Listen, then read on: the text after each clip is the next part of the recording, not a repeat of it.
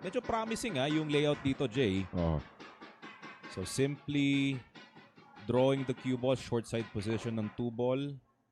Tulak na lang siya dito para makita ang red 3. Kaya lang kung tatanungin mo rin si Maki Leyva doon sa naging kalat nung bola after ng dry break niya. Unbelievable.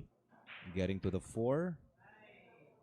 It passes the 6, So, so yeah, malakas, shouldn't be a problem. Malakas. Di ba dumadami yung iniisip ko? Kasi so far, kung ikaw yung Quezon City, nakikita mo pa lang naman gumawa si Maki. Yung safety game ni ila Anton Raga o nila Doc Loy Refulia, di ba?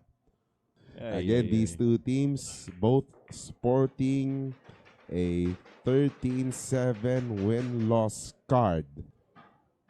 So, panlima na to ng Manila at ng Quezon City. May mga ilang weeks pa naman tayo ngayon, no? Before the finals. Marami pa.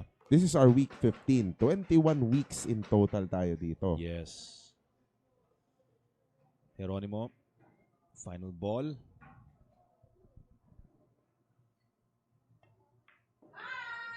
And he puts it away. So ito na.